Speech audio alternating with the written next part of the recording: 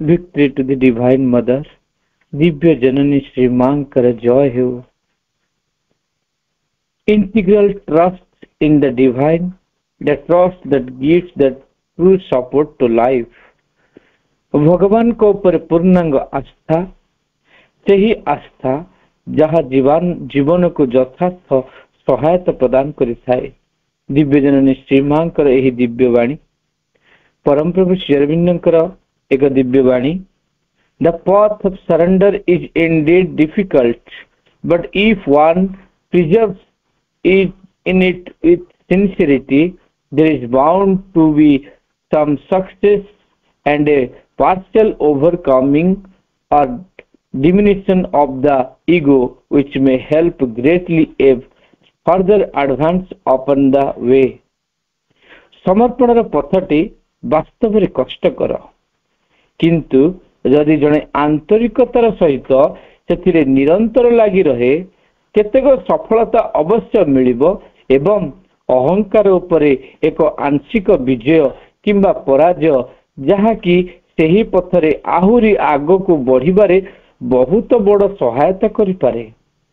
मांकर एवं प्रभुंकर एही दुई दिव्य वाणीर पठन सह माँ एवं प्रभुंक श्री चरण कमल रे अनंत कोटि आंतरिक प्रणाम जणाई तथा आजिर एही दिव्य कार्यक्रम रे योगदान करिथिबा समस्त मातृप्रेमी अपभाई मानक वंदे मातरम तथा प्रणाम जणाई आरंभ करबा को जाउछे आजिर ऑनलाइन श्री अरविंद एस्पिरेशन पाठचक्र कार्यक्रम।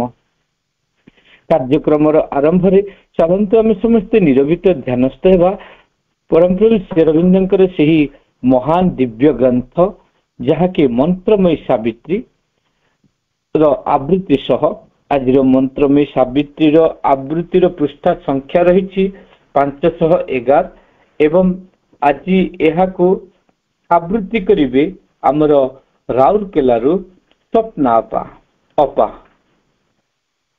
And make the universe his instrument, the ego of this great world of desire, aimed earth and the wide heavens for the use of man, head of the life it says on earth, is representative and conscious soul and symbol of evolving light and force, and vessel of the Godhead that must be a thinking animal nature struggling Lord has made of her his nurse and tool and slave, and pays to her as ways and emolument inescapably by a deep law in things, his heart's grief and his body's death and pain. His pains are her means to grow, to see and feel. His death assists her immortality. A tool and slave of his own slave and tool, he praises his free will and his mastermind, and is posed by her upon her chosen path. Possessor he is possessed and ruler ruled. Her conscious automaton, her desire dupe, his soul is her guest, a sovereign, mute inert. His body her robot, his life her way to live. His conscious mind her strong revolted self. The voice rose up and smote some inner sun. I am the heir of the forces of the earth. Slowly I make good my right to my estate, a growing Godhead in her divinized mud. I climb, a claimant to the throne, to heaven, the last born of the earth, I stand the first. Her slow millenniums waited for my birth, although I live in time besieged by death. Precarious owner of my body and soul, housed on a little speck amid the stars. For me and my use the universe was made, immortal spirit in the perishing clay. I am God still, unevolved in human form. Even if he is not, he becomes in me. Even if he is not, he becomes in me. Om Savitri, Om Savitri, Om Savitri. Vande Mataram. धन्यवाद स्वप्नापा, बहुत सुंदर प्रभुंकर मंत्र में सावित्री को आवृत्ति कले। वर्तमान माँ एवं प्रभुंक श्री चरण कमल रे भक्ति नैवेद्य अर्पण करिबा। आज अर्पण करिवे आमर आस्था रेडिदामोदर पल्ली आमर प्रिय अपलक भाई। भाई सागर तलर माणिक तुमे माँ, सागर तलर माणिक तुमे माँ, रिक्त हात मुक्ता, रिक्त हात रे मुक्ता,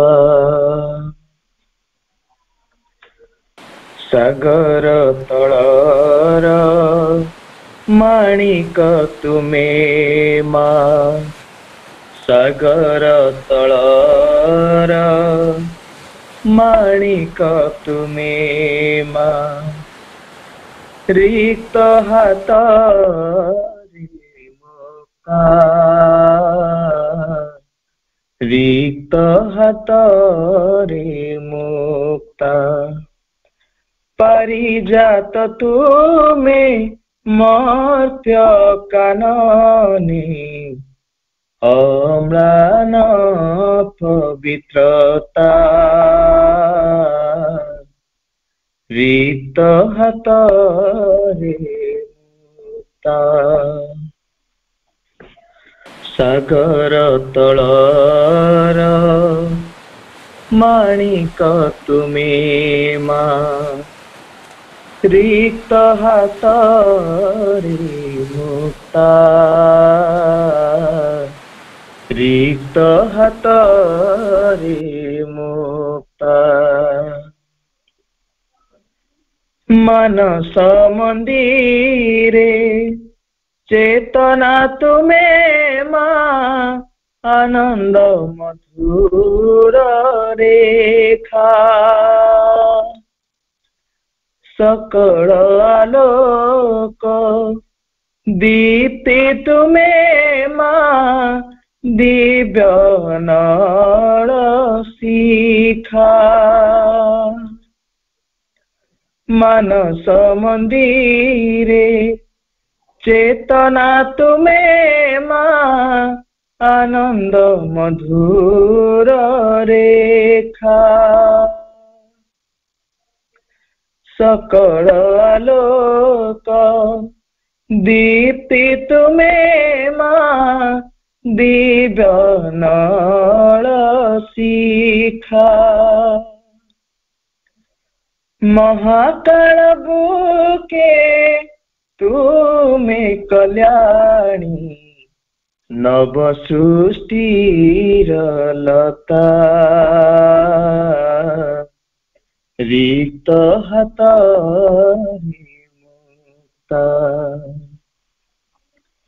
सागर तलर माणिक तुमे माँ रिक्त हात रे मुक्ता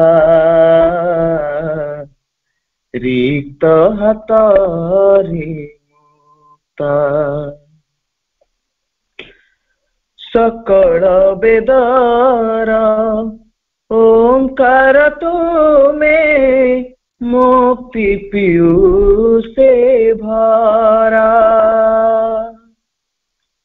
अखिल जगत जननी तुमे माँ स्नेह मंदाकिनी धारा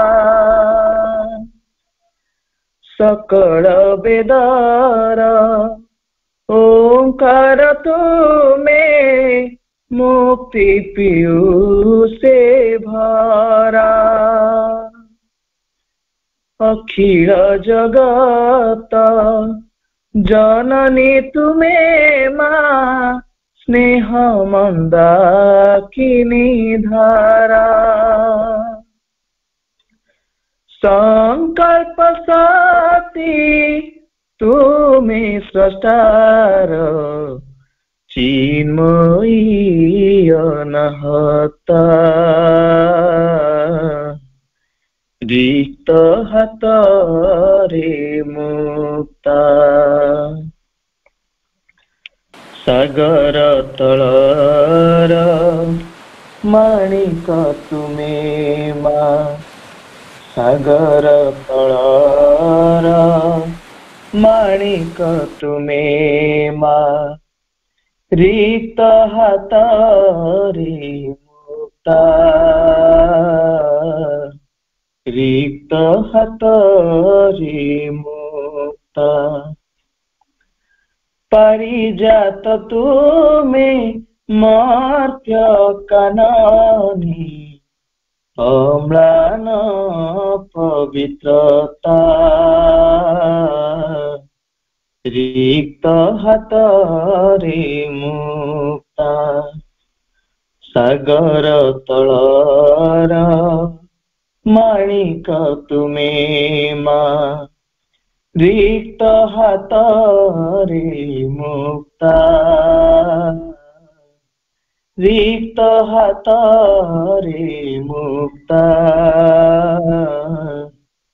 रिक्त हात रे मुक्ता रिक्त हात रे मुक्ता।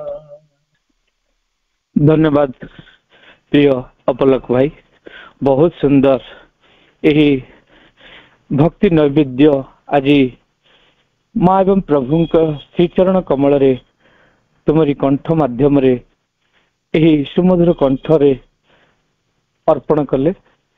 बहुत दिन पर एस्पिरेशन पाठचक्र रे आज अपलक भाई एक प्रार्थना अर्पण करागला। तेणु अपलक भाई को अनेक अनेक धन्यवाद तथा अनेक कृतज्ञता। भाई घोषणा अनुसार आज केन्द्रापड़ार ममता अपांकर आज शुभ जन्मदिन। तेणु अपा को आम एस्पिरेशन पाठचक्र तरफ शुभेच्छा और शुभकामना जनाई वन फेथ ममता अपा, वन फेथ ममता अपा, वन फेथ ममता अपा अनेक शुभेच्छा और शुभकामना आज यही शुभ जन्मदिन माँ निकट रे आपण प्रार्थना करुछु। माँ आपण को जो भली भाव गढ़ी तोड़ा प्रकाश इच्छा प्रकाश करछन्ति सेही भली भाव गढ़ी तोलंतु तांकरी आदर्श जंत्रटी होई माँ कार्य को अग्रसर करंतु। आमे भाई को अनुरोध करिबा। आज जो स्वतंत्र विषय रही जहाँ को झरणार कूह हिसाब से बुहाई चलती आमर अति प्रिय जी की जलेश्वर बालेश्वर आम समस्त अति प्रिय जी की धीरेन भाई विषय वस्तु रही मातृदर्शन एवं मातृदर्शन आज 28 भाग को से आलोचना करेंगे। तेणु भाई को अनुरोध करी प्रथम आमर ममता आपा को शुभेच्छा और शुभकामनार वार्ता जन माँ किछि मेसेज कही आज विषय को आलोचना जारी रखिबे।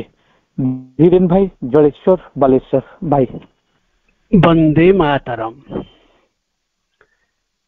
परमा जननी श्रीमा तथा परम प्रभु श्री अरविंदंक पदारविंदरे मोर जन्म जन्मर कृतज्ञता। आज आउ एक सुंदर संध्या चेतनार संध्या एस्पिरेशन ऑनलाइन पाठचक्र संध्या 28तम मातृदर्शन अध्यायर संध्या। उक्त पाठचक्र मुख्य प्रयोजक परिचालक प्रिय संतोष भाई एवं आज परिचालन रे थिबा प्रशांत भाई तथा आज सावित्री आवृत्ति करिथिबा राउरकेलारू स्वप्ना अपा एवं मातृवंदना गान करिथिबा आस्कारु अपलक भाई एवं आपण माने उड़ीसार विभिन्न प्रांतरू पाठचक्र रे जोग देइथिबा भाई अपा दुस्साहसी मातृ संतानगण समस्त को नमस्कार। वंदे मातरम। आज आउ एक शुभ वार्ता प्रशांत भाई देले। ममता अपांकर शुभ जन्मदिन।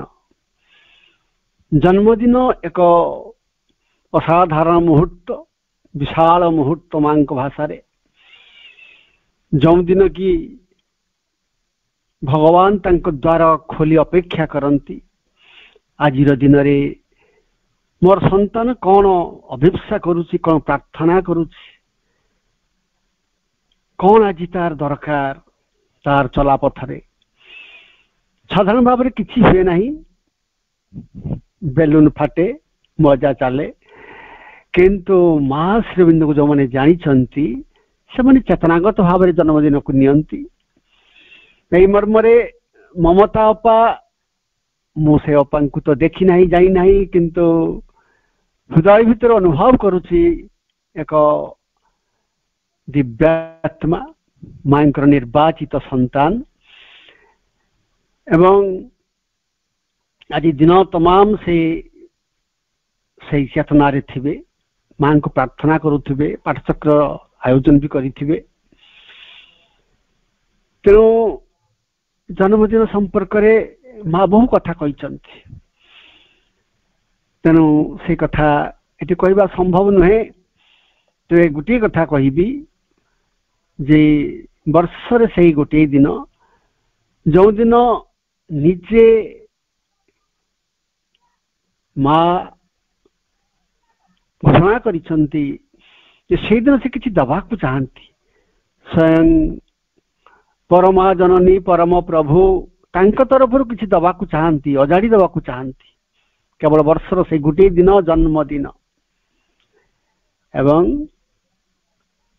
वर्ष मध्य आउ से भली दिन आसे नाही किंतु अर्जन करने को पड़े साधना करने को पड़े।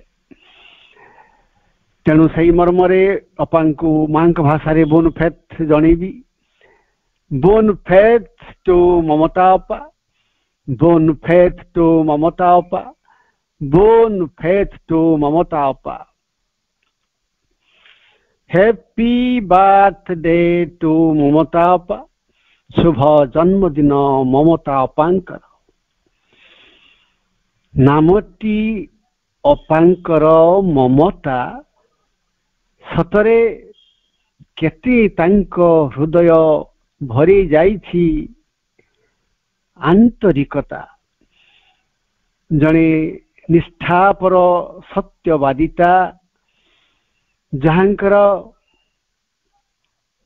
ମନ ସର୍ବଦା ପବିତ୍ରତା ଏବଂ ମାଙ୍କ ପାଖରେ ଏଇ ପ୍ରାର୍ଥନା ନିରନ୍ତର, ମା ତାଙ୍କୁ ଶୁଭ ଆଶୀର୍ବାଦ ଦିଅନ୍ତୁ, ତାଙ୍କର ଚଲାପଥ ଆଲୋକମୟ ହଉ ଏବଂ ଦିବ୍ୟ ଜୀବନ ଅଭିମୁଖେ ତାଙ୍କର ଚଲାପଥ ମାଙ୍କର କୃପା ଭରା ହଉ, ଝରିପଡୁ ମାଙ୍କର କୃପା। ଅତଏବ এইଭଳି ଏକ ଶୁଭ ମୁହୂର୍ତ୍ତ ଆଜି ଜନ୍ମଦିନରେ ପଦେ ଅଧେ ମାଙ୍କୁ ପ୍ରାର୍ଥନା କ୍ରମରେ ଜଣିବା ପରେ ବିଷୟବସ୍ତୁକୁ ଆସିବା। ଆଜି ମାତୃ ଦର୍ଶନର 28ତମ ଅଧ୍ୟାୟରେ ମାଙ୍କ ଶ୍ରୀଚରଣରେ ମୁଁ ନିବେଦନ କରେ ମୋ ହୃଦୟର ଅର୍ଘ୍ୟାଞ୍ଜଳି। ଆସନ୍ତୁ ମାତୃଦର୍ଶନର ପ୍ରଥମ ବିଷୟ ଭିତରକୁ ପ୍ରବେଶ କରିବା।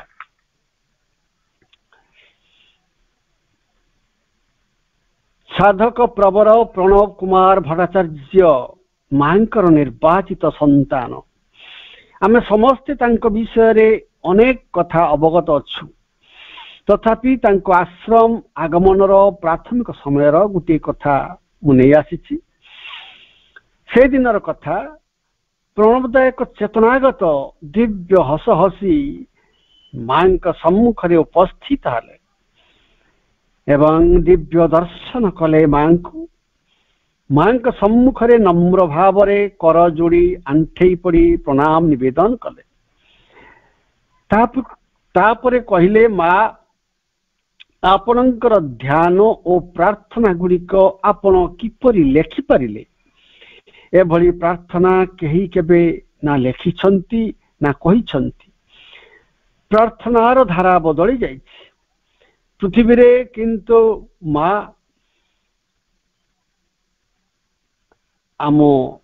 ଆପଣ ଧ୍ୟାନ ପ୍ରାର୍ଥନାରେ ଯାହା ସବୁ ଲେଖି ଯାଇଛନ୍ତି ଯେ କେବଳ କୃତଜ୍ଞତାରେ ଭରି ଯାଇଛି ଆମର ତନୁ, ମନ, ପ୍ରାଣ, ହୃଦୟ। କିନ୍ତୁ ମା, ଆପଣ ଧ୍ୟାନ ପ୍ରାର୍ଥନା ଲେଖିବା ବନ୍ଦ କଲେ କାହିଁକି? ପୁଣି ଏଭଳି ପ୍ରାର୍ଥନା ପ୍ୟାରିସରେ କିପରି ଓ କେତେବେଳେ ଲେଖିଲେ? ମାଙ୍କ ଶ୍ରୀମୁଖକୁ ଚାହିଁ ରହିଥାନ୍ତି ପ୍ରଣବ ଭଟ୍ଟାଚାର୍ଯ୍ୟ। ମାଙ୍କ ମୁଖରୁ ସତରେ ଆଲୋକ ଝରି ପଡୁଛି, ଦିବ୍ୟ ହସ ମୁକ୍ତା ଭରି ଝରି ପଡୁଛି। ମା ପ୍ରଣବଦାଙ୍କର ସମସ୍ତ କଥା ଶୁଣିଲେ ଏବଂ ହସିଲେ। ତାପରେ କହିଲେ, ମୁଁ ଧ୍ୟାନ ପ୍ରାର୍ଥନା ଲେଖିବା ବନ୍ଦ କଲି। କାହିଁକି? that time has passed। ସେ ସମୟ ଚାଲି ଯାଇଛି, ତେଣୁ ଲେଖିବା ବନ୍ଦ କରିଦେଲି।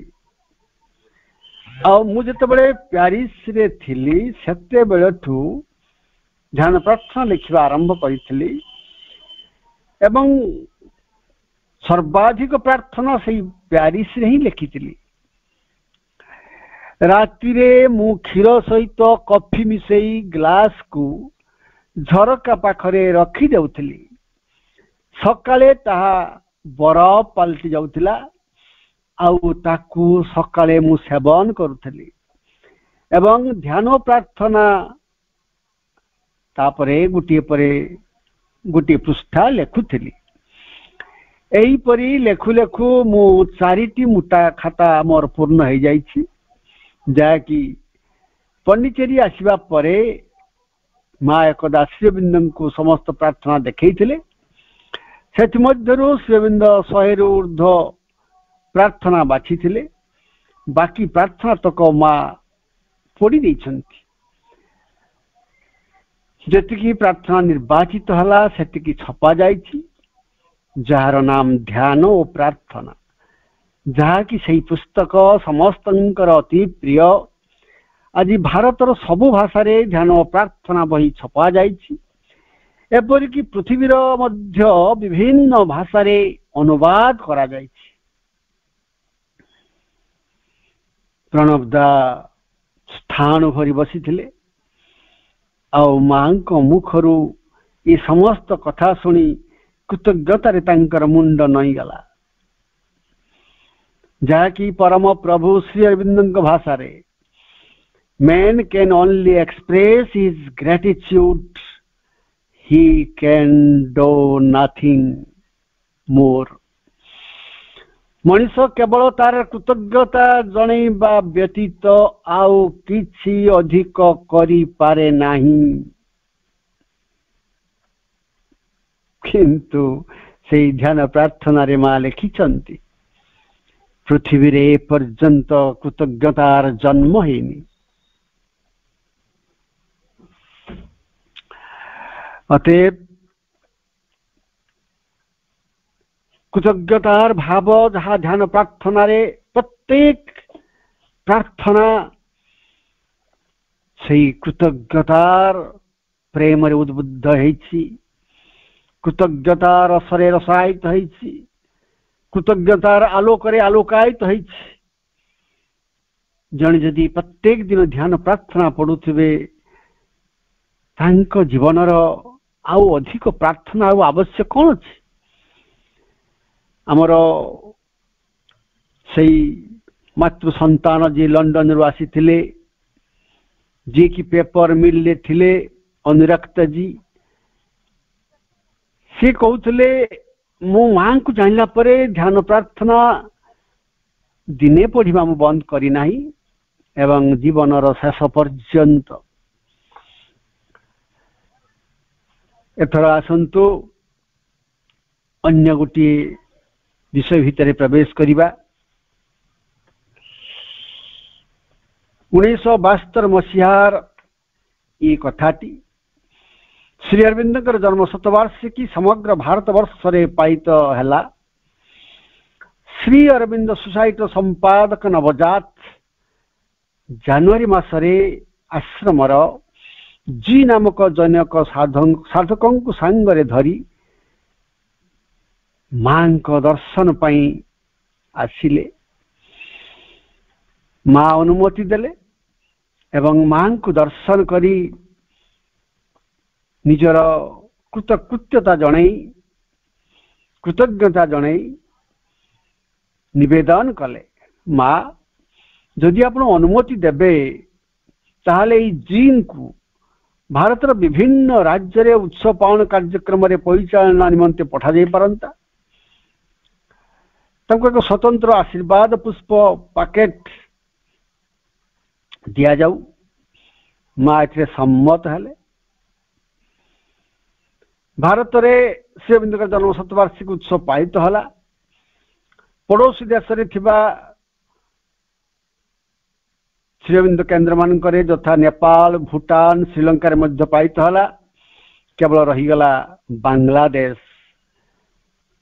1971 ମସିହାରେ ବାଂଲାଦେଶ ସ୍ୱାଧୀନ ହେଇଥାଏ। ସେଥିରେ ବହୁତ ଗଣ୍ଡଗୋଳିଆ ପରିସ୍ଥିତି ଲାଗି ରହିଥାଏ। ତାହା ସତ୍ତ୍ୱେ ସେଠାରେ ଏହି ଉତ୍ସବ ପାଳିତ ହୋଇଥିଲା। ଏହା ଜାଣିଲେ ଆମେ ବୁଝିବା ଯେ ଦିବ୍ୟ ଜନନୀ ଶ୍ରୀମାଙ୍କର କରୁଣା ଓ ଶକ୍ତି କିପରି ନିରନ୍ତର ଚମତ୍କାର ନିରବତା ଭିତରେ ଆନ୍ତରିକ ନିଷ୍ଠାପର ଓ ଉତ୍ସର୍ଗୀକୃତ ଭାବରେ ଭଗବାନଙ୍କର ସେବା କରିବାକୁ ଚାହୁଁଥିବା ବ୍ୟକ୍ତିଙ୍କ ସହିତ ରହିଥାଏ ଏବଂ ଆଶ୍ଚର୍ଯ୍ୟ ଧରଣର କାର୍ଯ୍ୟ କରିଥାଏ। ଜୁନ 1972 ମାଙ୍କୁ ପ୍ରଣାମ ଜଣାଇବାକୁ ଆସିଲେ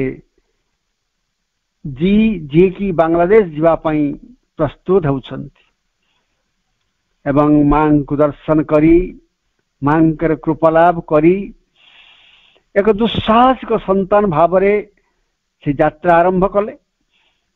କଲିକତା ବିମାନ ବନ୍ଦରରେ ପହଞ୍ଚି ଶୁଳ୍କ ଆଦାୟକାରୀ କର୍ମଚାରୀଙ୍କ ପାଖରୁ ଜାଣିବାକୁ ପାଇଲେ ଯେ ଭାରତରୁ ବାଂଲାଦେଶ ଯାଉଥିବା ବିମାନ ଯାତ୍ରୀମାନେ ନିଜ ସହିତ 500 ଭାରତୀୟ ମୁଦ୍ରା ଠାରୁ ଅଧିକ ଟଙ୍କା ନେଇପାରିବେ ନାହିଁ।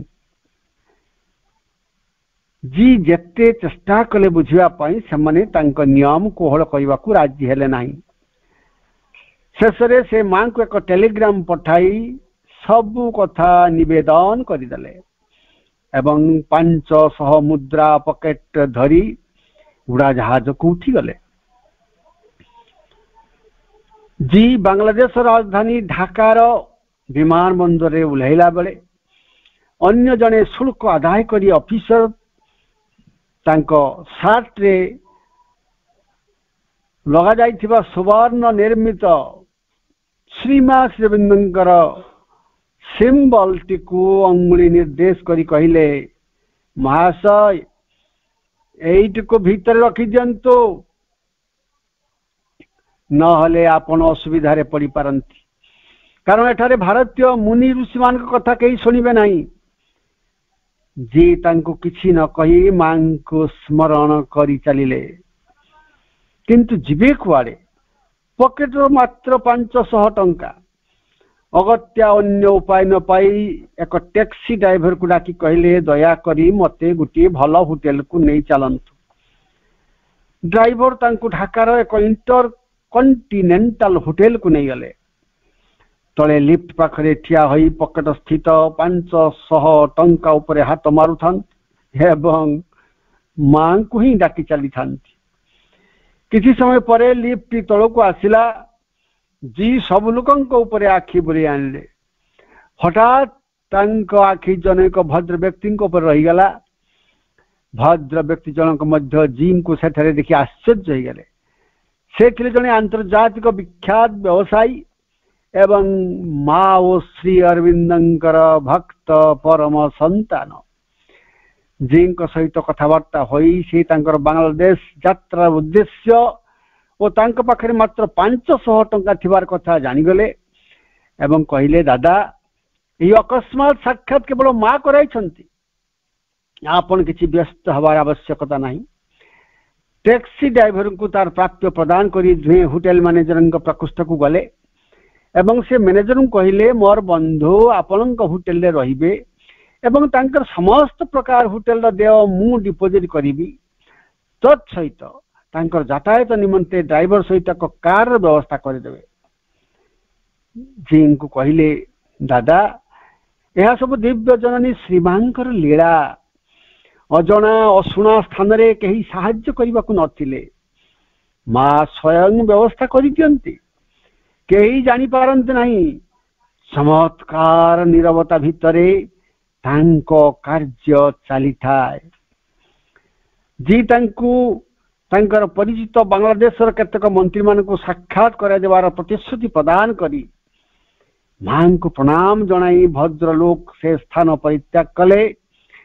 ଜି ଏହି ବଦାନ୍ୟତାରେ କୃତକୃତ୍ୟ ହେଲେ ଏବଂ ଏପରି ଅଜଣା ସ୍ଥାନରେ ମାଙ୍କର ସମସ୍ତ କୃପା ଠୁଳ ହୋଇ ରହିଛି ଏବଂ ତାଙ୍କୁ ପ୍ରତି ପଦକ୍ଷେପରେ କିପରି ସୁରକ୍ଷା ଦେଇ ଚାଲିଛି ସେଇ କଥା ଭାବି ତାଙ୍କ ଆଖିରେ ଲୁହ ଆସିଗଲା। ଅତଏବ ଯେ ମା ଯେ କୃପାମୟୀ, ମା ଯେ ନିଶ୍ଚିତ ମତେ ଆଗକୁ ନେବେ ଏବଂ ମୋର ଯେଉଁ ବିରାଟ ଅଭିପ୍ସା ତାହା ନିଶ୍ଚୟ ପୂର୍ଣ୍ଣ ହେବ, ଏଇଭଳି ଭାବନା ତାଙ୍କ ଭିତରେ ପ୍ରତିଫଳିତ ହେଲା। କୃତଜ୍ଞତା ଜଣାଇ ଚାଲିଥିଲେ ମାଙ୍କୁ। ସେଇଦିନ ଅପରାହ୍ନରେ ଜି ଢାକାରେ ଥିବା ଏକ ପ୍ରସିଦ୍ଧ କାଳୀ ମନ୍ଦିର ବୁଲିବାକୁ ଯାଇଥିଲେ। ଯିବା ସମୟରେ ତାଙ୍କୁ ଶୋଷ ଲାଗିଲା। ଡ୍ରାଇଭରଙ୍କୁ କହିବାରୁ ସେ କହିଲା, ଆଗରେ ପ୍ରେସ୍ କ୍ଲବ ଅଛି, ସେଠାକୁ ଗଲେ ପିଇବା ପାଣି ମିଳିପାରେ। ସେଠାରେ ଛିଡ଼ା ହୋଇଥିବା ସମୟରେ ହଠାତ୍ ତାଙ୍କ ମନକୁ ଆସିଲା, ଏଠାରେ ପ୍ରେସ୍ ସମ୍ମିଳନୀଟିଏ ଆୟୋଜନ କଲେ କିଛି ହେଇପାରନ୍ତା। ଶ୍ରୀମାଙ୍କୁ ପ୍ରାର୍ଥନା ଜଣାଇ ଜି ପ୍ରେସର ସେକ୍ରେଟାରୀଙ୍କୁ ସାକ୍ଷାତ କରି ତାଙ୍କୁ ସବୁ କଥା କହିଲେ ଏବଂ ତା ପରଦିନ ସକାଳ 9ଟାରେ ଗୋଟିଏ ସମ୍ମିଳନୀ ଆୟୋଜନର ବ୍ୟବସ୍ଥା ହେଲା। କିନ୍ତୁ ସେଠାରେ କୌଣସି ଧାର୍ମିକ ଆଲୋଚନା ହେବ ନାହିଁ। ଜି ଭୋକ ଶୋଷ ଭୁଲିଗଲେ, ହୋଟେଲକୁ ଫେରିଲେ। ରାତିରେ ନିଦ ହେଲା ନାହିଁ। ଶ୍ରୀ ଅରବିନ୍ଦଙ୍କ ମା ପୁସ୍ତକଟି ବାହାର କରି ପାଠ କଲେ ଏବଂ ଶ୍ରୀମାଙ୍କୁ ହାତ ଯୋଡ଼ି ପ୍ରାର୍ଥନା କରି ଜଣାଇଲେ, ମା ଆସନ୍ତାକାଲି ପ୍ରେସ୍ କନଫରେନ୍ସରେ ଆପଣଙ୍କ ଉପସ୍ଥିତି ନିମନ୍ତେ ବିନୀତ ଅନୁରୋଧ ଜଣାଉଛି। ତା ପରଦିନ ସକାଳ 9ଟା ସମୟରେ 6 ଜଣ ରିପୋର୍ଟର ଆସିଲେ। जी सेठारे मांकर प्रत्यक्ष उपस्थित अनुभव करुले। प्रारंभिक अभिभाषण से केवल अरोभिल विषय किसी कहले, खूब मापी चुपी स्पष्ट स्वर में संबोधन पूर्वक तांकर वक्तव्य उपस्थापन कले। तत्पर किसी समय नीरवता, मांकर अद्भुत शक्ति से नीरवता मध्य काम कला। पत्रकार मान पाखर छुटिला प्रश्न और श्रुत समस्त प्रश्न उत्तर देवाक जाई जी केते बड़े श्रीमा श्रीबिंद कथा, आश्रम कथा, पुण्य जुगर तत्व, सावित्री महाकाव्य, दिव्य जीवन ग्रंथ तथा जुग समन्वय ग्रंथर व्याख्या कर चली से निजे मध्य जानी पारि नांती। दिन सकाळे जी जो होटेल अवस्थान करुले सेठाकु आसुथिबा दैनिक संवाद पत्र मानक उपरे आखि बुलाई आनी जहाँ देखिले सेथिर तांकर आश्चर्यर सीमा रहिला नाही। निज आखि के मध्य से विश्वास करि पारले नाही। समस्त संवाद पत्र प्रथम पृष्ठार सम्मुख भागरे श्री अरविंदंकर एक सुदृश्य फोटो सहित प्रेस सम्मेलन संपूर्ण विवरणी प्रकाशित होइछि। से तलकु गले ढाकारु प्रकाशित होउथबा अन्य एक संवाद पत्र इते पैक खंडे किणिले एवं देखिले सम्मुख पृष्ठारे श्री अरविंद और अरविंद दुईटी सुंदर फोटो सह संपूर्ण विवरणी प्रकाश पाइछि। से जानिबा को पाले जे दीर्घ 25 वर्ष परे बांग्लादेश संवाद पत्र मानकरे जने भारतीय ऋषिंकर फोटो प्रकाशित होइछि। जी अत्यंत आनंद सहित टेलीग्राम द्वारा मां को सब कथा निवेदन करी जणाई देले एवं कृतकृत्य हेले मांकर प्रत्यक्ष दिव्य उपस्थिति पाई। यहाँ परे चतुर्दिगरु जी पाक फोन आसवाक लगिला। बांग्लादेश लोक माने श्रीअरविंद विषय में बेसी बेसी जानिबा को आग्रह प्रकाश करी प्रश्न पचारिबा लगिले। ढाका विश्वविद्यालय कुलाधिपति आग्रह प्रकाश करी फोन कले। भारतीय हाई कमिशनर तांको मध्याह्न भोजन निमंते आमंत्रण कले। जी आश्चर्य होते जानी जे श्री अरविंद जन्म शतवार्षिकी समय मां करुणा बांग्लादेश अवतरण करे यह सब संभवपर हो पारिथिला। ता परदिन जन्म शतवार्षिकी पालन निमंते एक अभ्यर्थना समिति गठित हला। बांग्लादेश जनेक मंत्री तार चेयरमैन हेले। अगस्ट 15, 1972 जन्म शतवार्षिकी उत्सव पालन होगा स्थिर है। आश्रम अनेक साधक साधिका एवं मान्यगण्य व्यक्ति माननकु सही उत्सव जोग देवाकू निमंत्रण मध्य करा जाइथिला। मांकर कृपार ये असामान्य झलक जहाँ को भाषा रे प्रकाश करा जाई परिबो नाही। सावित्री श्रीअरविंद जहाँ कहती slowly the world progresses on God's road। पृथ्वी धीरे धीरे भगवानंक पथरे अग्रगति करुछि। यही मेसेज देखंतु धीरे धीरे भगवानंक पथरे अग्रगति करुछि। ताले अतीत रे कौन होउथला अग्रगति कौन करू नथिला। तेणु कथाटी यही परी आगकु जिबा। ए कथाटी पानीकोइली जाजपुर कथा जोटी रमेश राउत भाई एवं तांकर सहधर्मिणी सुषमा राउत अप्पा श्रीअरविंद इंटीग्रल एजुकेशन गढ़ी एवं अनेक पाठचक्र गढ़ी। से अंचल मांकर संतान भाव से बहु कर्म करिसंती। कथाटी यही परी जो कथा मु कहवाई चाहूँगी गोटे बड़ घटना परम प्रभुंकर देहांश आसीब। पाठचक्र तरफ प्रस्तुत समाधि पीठरे प्रतिष्ठा करा जिवो। एक अत्यंत आनंद तथा मनोरम दृश्य स्वप्न रे देखुची आमर सुषमा अप्पा आउ रमेश भाई। तांको परिवार रे मात्र 2 जन से एवं तांकर स्वामी। रमेश भाई इंजीनियर कौन से संतान तांकर नहांती। संतान नहांती बोली समग्र अंचल समस्त शिशु सेमानंकर संतान। रमेश भाई प्राण दे लगी प्रभु देहांश प्रतिष्ठा पाई। ये 95-96 मसीहार कथा। निजर समस्त आर्थिक संबल को प्रभु पाद तले से समर्पी देइछन्ति। शेष संगृहित अर्थ 1 लाख टंका निज घर पाठचक्र घरे मां को फोटो तले से रखिछन्ति।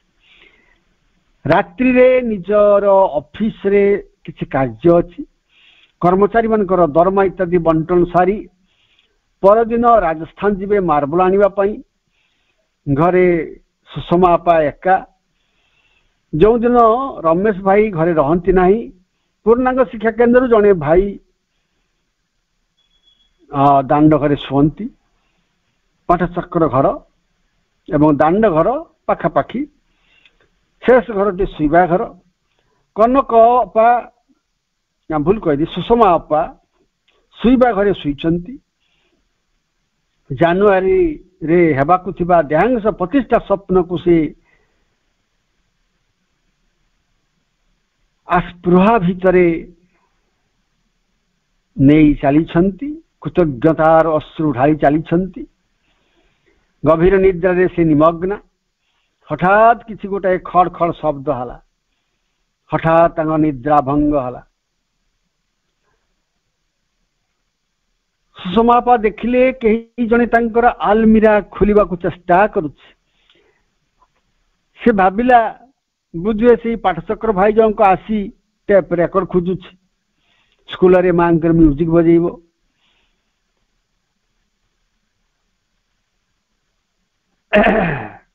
ताले बेला बहुत हो गलानी।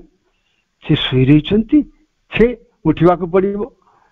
से निजुआ आखिरे उठी पड़े। आ पचारे अरे भाई केतटा बाजिलानी?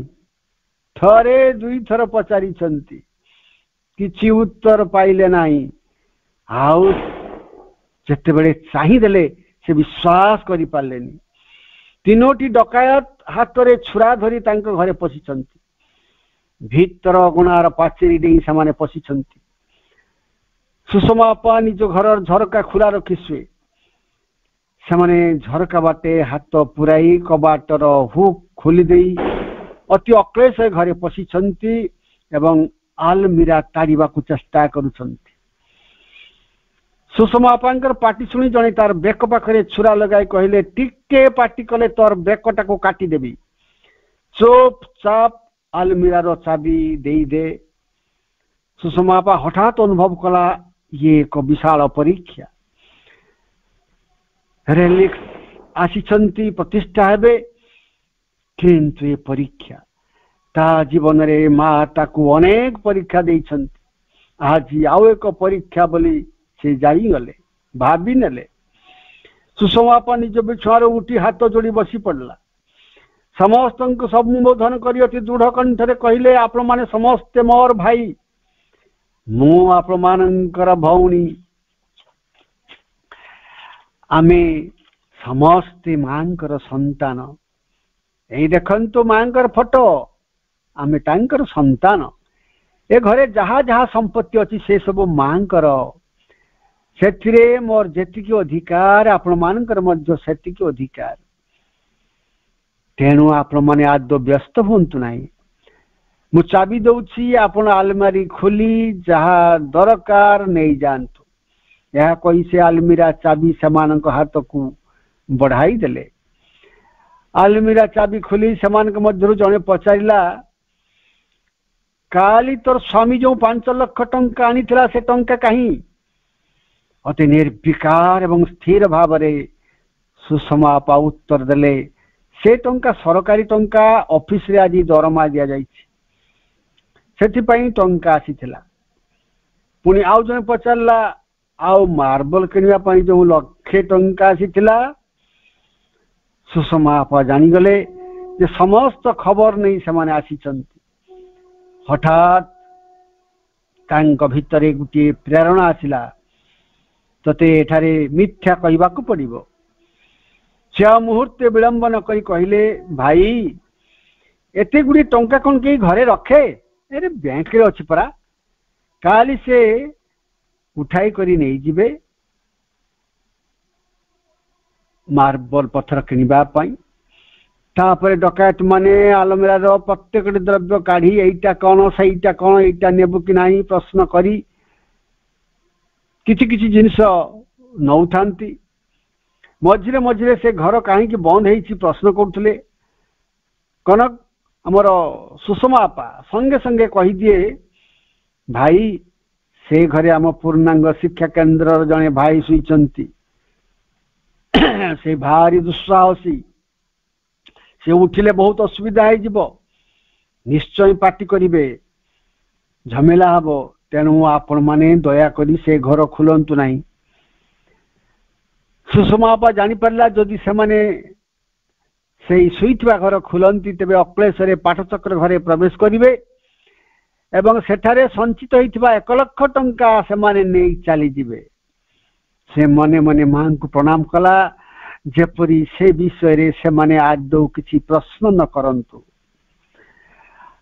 आलमीरा रे तार गुटी मात्र सुना चेन थिला बाकी गहना रमेश भाई नहीं बिक्री करी समाज मंदिर तैयारी लगाई दैछंती जो दिन सुना चेनती मागिले सुषमा आपा जीत कला न देवा पाई मात्र सेतिक तो गहना सेतक छाड़ी देवा पाई से तांको अनुरोध करथिले आउ रमेश भाई मध्य बाध्य कले नहीं मात्र थट्टारे कहिथिले आज मते देउ ना देखिबो केही आसी छुरी देखै तुम थारु यहाँ छड़े नब डकायत माने हारटी धरी नेबे कि नहीं पचारला बेले से समस्त घटना सुषमा आपंक आखि जल जल होई दिसिला से अत्यंत निर्विकार भाव में कहले आपण माने जहा इच्छा नहीं पारंती डकायत माने केतोटी पाट साड़ी नेले सुना हारटी को नेले टेप रेकर्ड नेले गोटे गंठिली बांधिले सेते बेले को सुषमा आपंकर व्यवहार से विस्मित ही ताको भौणी के माँ बोली संबोधन करने को लगिले जड़े सुषमा आपा को प्रश्न कले भौणी मनुष्य चोरी करे कहीं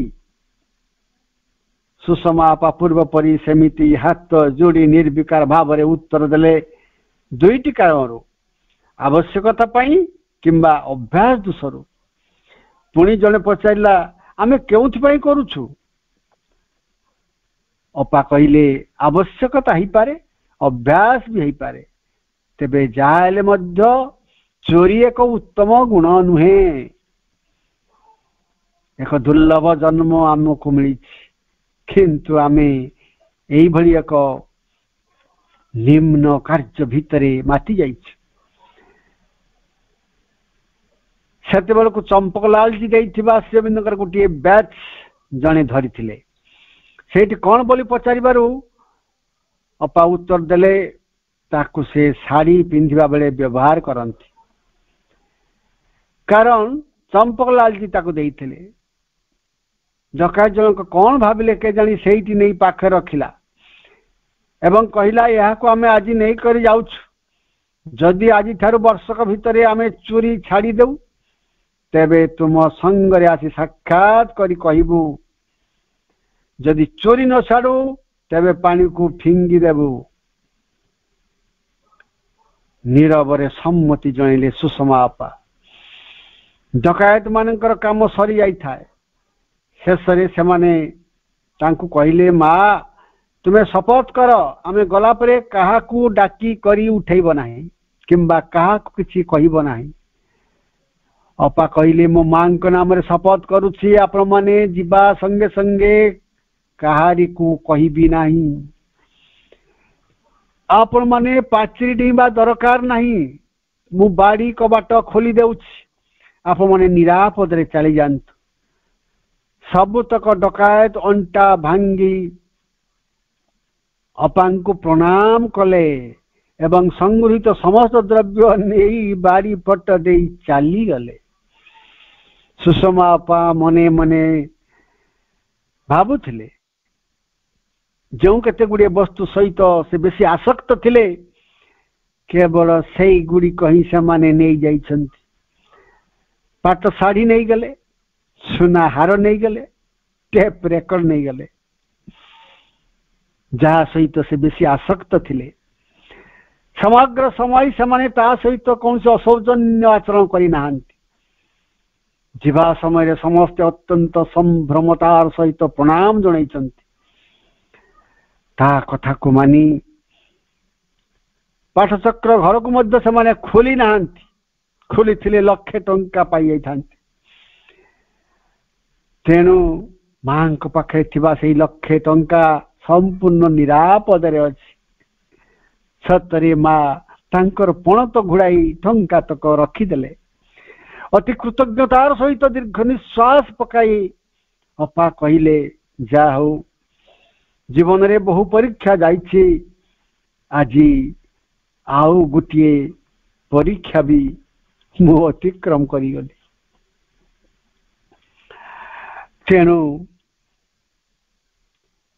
मां भाषा रे we must learn to rely on the divine grace जे दिव्य कृपा उपरे निर्भरता रखा आमर निश्चित शिक्षा करिबा दरकार शिक्षा करिबा उचित आमर दिव्य कृपा उपरे भरोसा रहे नाही आउ स्वल्प समय अच्छी आउ अल्परे किसी कहया पई प्रयास करिबी आमे समस्ते जानू जे आश्रमर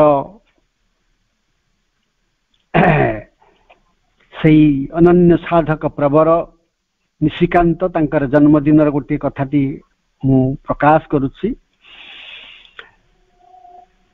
मार्च 24 तारिख तांकर शुभ जन्मदिन मां को दर्शन करने व्याकुलित हृदय से जाइछन्ति एवं मां मध्य प्रतीक्षा करिछन्ति मोर संतान आसुछि एवं मां को दर्शन करी आखिर टुपाई आनंद अश्रु निगाड़ी देइछन्ति तापर मां कहले आस मो सामने बस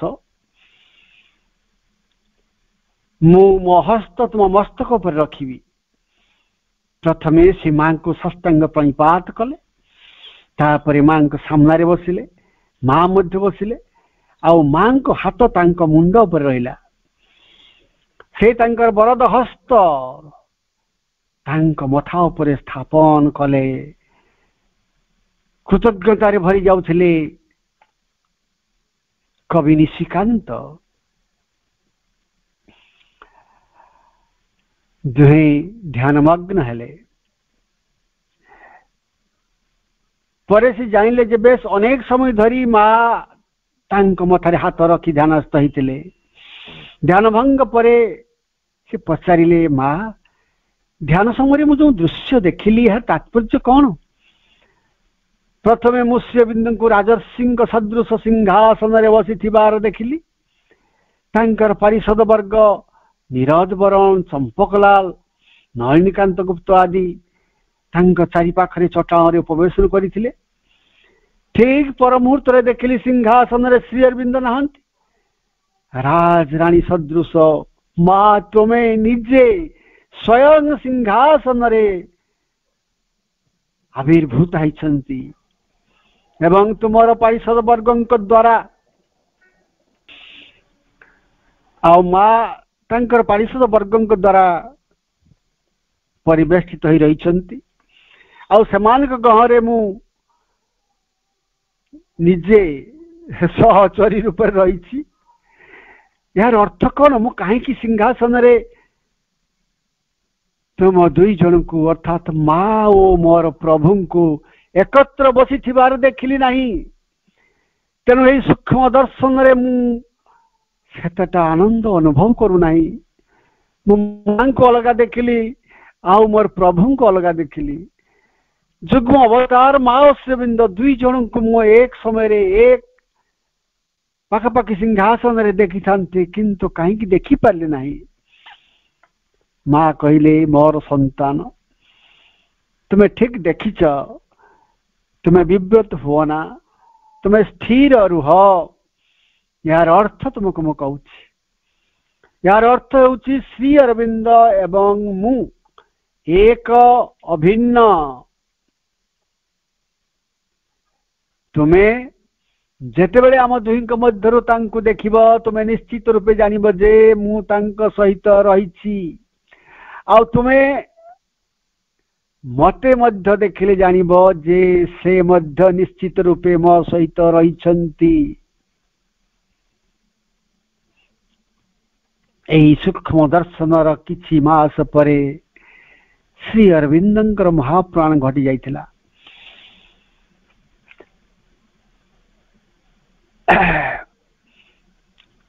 ନିଶିକାନ୍ତ ଏକଦା ଗୁରୁଦେବଙ୍କର ତିରୋଧାନ ପରେ ସେ ସ୍ୱପ୍ନ ଦେଖିଥିଲେ। ଗୁରୁଦେବ କହୁଛନ୍ତି 2 ଦିନ ପରେ ନିଶିକାନ୍ତଙ୍କର ଜନ୍ମଦିନ ମାର୍ଚ୍ଚ 24, ଗୋଟେ ପାତ୍ର ନେଇ ଆସ, ତା ସକାଶେ କିଛି ମିଷ୍ଟାନ୍ନ ଦେବି। ମୁଁ ପାତ୍ରଟି ଆଣି ତାଙ୍କ ପାତ୍ରରୁ 5-6ଟି ମିଷ୍ଟାନ୍ନ ଉଠାଇ ନେଉଥିବା ବେଳେ ସେ ମନ୍ଦ ହାସ୍ୟରେ କହିଲେ, ନା ନା ଏତେଟା ନିଅନି, ସେ ସବୁତକ ଖାଇଦେବ, ସେ ଅସୁସ୍ଥ ହୋଇପଡ଼ିବ। ଆଉ ଏଇ ନିଶିକାନ୍ତ ଗୁରୁଙ୍କର ମହାପୁରାଣର ସମ୍ବାଦ ପାଇ ତାଙ୍କର ପାର୍ଥିବ ଶରୀରର ଶେଷ ଦର୍ଶନ ନିମିତ୍ତ ଯେତେବେଳେ ପ୍ରଭୁଙ୍କର କକ୍ଷକୁ ପ୍ରବେଶ କରିବା ମାତ୍ରକେ ଦେଖନ୍ତି ସେ ତାଙ୍କ ପଲଙ୍କରେ ସ୍ୱଭଙ୍ଗିମାରେ ବସି ଉଚ୍ଚ ସ୍ୱରରେ ତାଙ୍କୁ କହୁଛନ୍ତି, ଆଇ ଏମ୍ ହିୟର, ମୁଁ ଏଇଠି ଅଛି, ମୁଁ ଏଇଠି ଅଛି।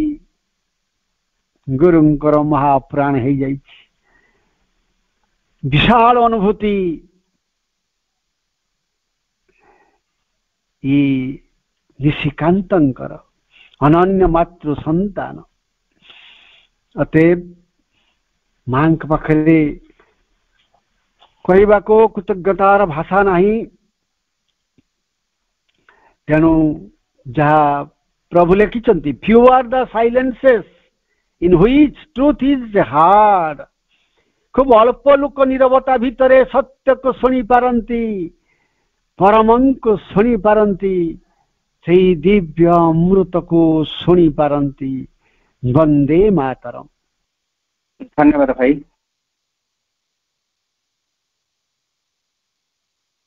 ଅମୃତର ବର୍ଷା ଆପଣ କରିଛନ୍ତି। ଆଖିରେ ସମସ୍ତଙ୍କର ମାଙ୍କ ପ୍ରତି ମାଙ୍କର ଯୋଉ ଭାଷା,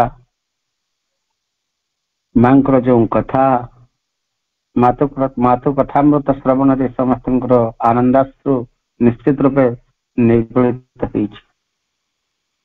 ସମସ୍ତଙ୍କୁ ଅନୁଭବ ନିଶ୍ଚିତ ହେଇଥିବ। ସତରେ ମାଙ୍କର କଥା ସବୁବେଳେ ମୁଁ କହେ, ସମସ୍ତେ ବି କୁହନ୍ତି ମାଙ୍କ କଥା ଯୁଆଡୁ ଶୁଣିବ ସୁଆଡେ ମିଠା। ସମୟ କାଳ ପରିସ୍ଥିତି ଆଉ କିଛି ନାହିଁ, ସବୁବେଳେ କେବଳ ମାଙ୍କ ପ୍ରତି ଉନ୍ମିଳିତ ରହିବା ପାଇଁ, ମାଙ୍କର ଲୀଳାକୁ, ମାଙ୍କର ଉପଦେଶକୁ ସବୁବେଳେ ଆମେ ମନନ ଚିନ୍ତନ କରିବା, ଭାବନାରେ ଆଣିବା।